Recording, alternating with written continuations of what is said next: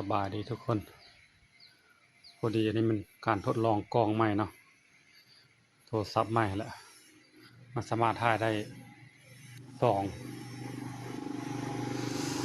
เบื้องพร้อมกันคือเบื้องหน้าเบื้องหลังเลยเนาะเห็นว่าคือมุมเทิงเป็นเบื้องเซลฟี่ทางหน้าวิดีโอด้านล่างเป็นถ่ายด้านหลังเนาะนี่ปันเห็นมุมทางด้านล่างได้พร้อมแล้วก็เห็นคอยวอลยูนิฟอร์มเนาะเป็นครีเอเตอร์ต้องหาอุปกรณ์ช่วยเนาะวันนี้ค่อยสิมาทำการปรับพื้นที่บอนหกทางหน้าบ้านหรือว่าข้างบ้านใกล้กำแพงตัวนี้ให้มันเป็นบอนปลูกผักที่มีความสวยงามและกินได้พร้อมเนาะมาร่วมกันเด้อว่าเขาใช้เวลาเท่าไหร่เป้าหมายว่าจะให้แล้วในมื้อนี้ตอนเช้ากับตอนแรงเนาะเพราะว่ามันหกหลายก็สิเร่งตอนเช้าบัดเดียวค่อยสิเมื่อยแฮงเพราะว่าค่อยหาก็ฟื้นจากการไปเรียนอยู่เกาหลีมาเนาะหาก็สิมีแฮงอาทิตย์นี้ละเริ่มวันจันทร์มาก็คือว่าตื่นมาก็มีแฮงนิดนึงเลยอยาก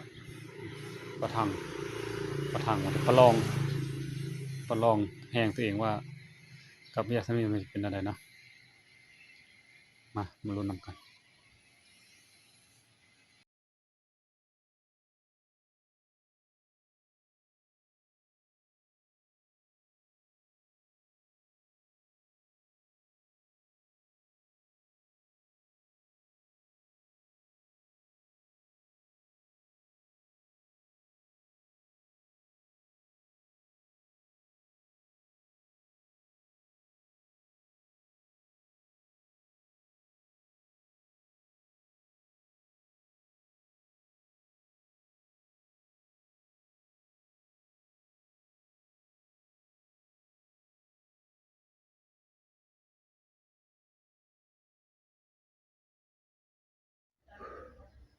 โอ้ขอพักยกก่อนหลังจากที่บุกมานัก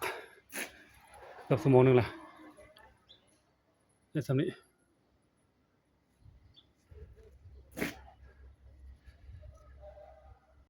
โบธรรมดาเด้อเพราะว่าทิ้งเหือมาเกือบ3 ปีเนาะต้นมะม่วงก็ใหญ่ขึ้นมาก็ตัดลงมาแล้วนี่สิเมียนตัวนี้โอ้ตะกี้ตอน3 ปีก่อนไปเกาหลีเลยแม่นเกี้ยงอยู่ก็มีผักกินเต็มหมดแต่ว่าเดี๋ยวนี้เลยแม่นเป็นเหือแล้วคันเป็นนาก็นาเหือเนาะ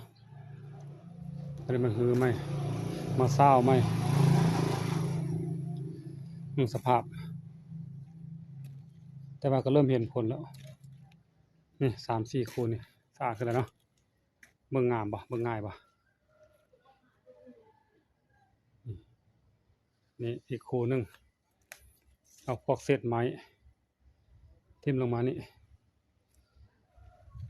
เป็นการเมียนพร้อมแบบนี้ดีกว่าจูดเด้อแบบนี้เด้อจูดเนี่ยจะได้ฝุ่นไวแต่ว่าน้อยเนาะได้น้อยบ่กุ้มดนเนาะบ่หลายปีแต่แบบนี้หลายปีแล้วนี่มันฝังอยู่ดินนี่หากพืชลงไปกินเด้องามเด้อนี่เบิ่งหยังเด้ลูกสาวก็อยากเบิ่งนำบ่อยากเฮ็ดสวนนำพ่อวะ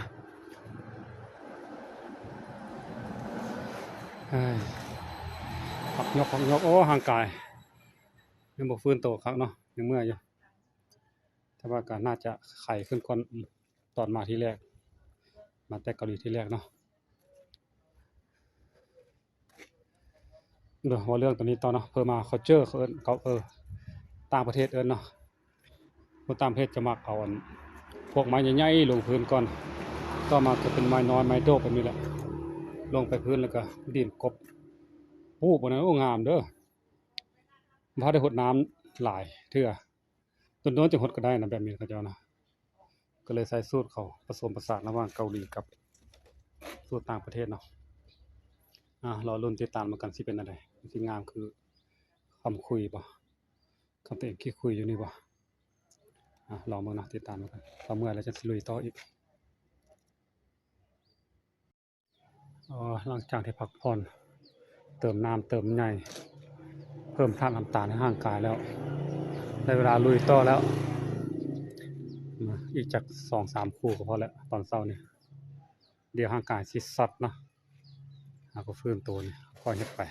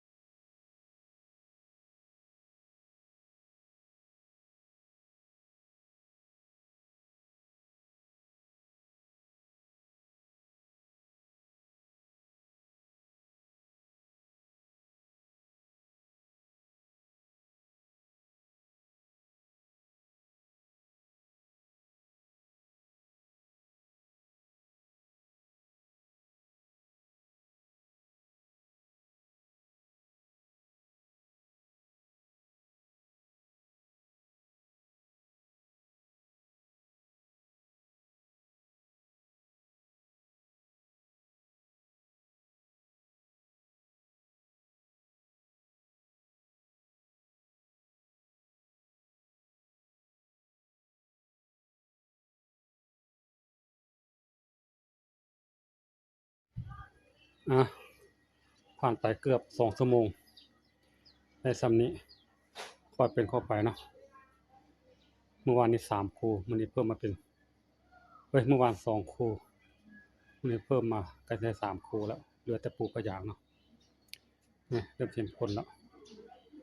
ให้ได้ครึ่งหนึ่งมื้อนี้ต้องซอยก้ามมะพร้าวหั่น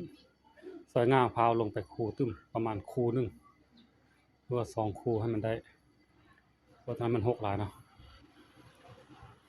มาดูนำกันสิเป็นจังไดเด้อติดตามตอนต่อไป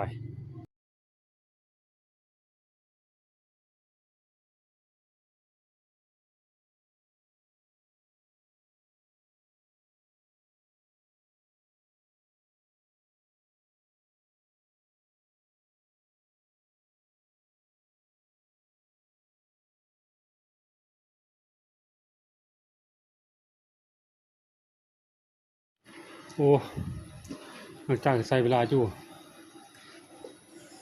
เกือบชั่วโมงหนึงเนาะแกล้งฝนเพราะเลยว่าได้ซ้ำนี้ก่อนยันว่าโหมหนักหลายมันสิซัดก็ฟื้นใหม่เด้อเริ่มเป็นรูปเป็นร่างขึ้นมาแล้วส่วนผักข้างบ้านค่อยเนี่ยนี่ก็เริ่มปลูกได้เลย3 คู่เป็น5 คู่เนาะ3 ตัวนี้ปลูกพะยางอีกเรียบร้อยแล้วนี่ปลูกได้แล้วมาติดตามหมดแล้วปลูกผักยามฝนสิเป็นจังไดเด้อทำกลางฝนแซ่ๆจังซี่ก็สิปลูกผักได้บ่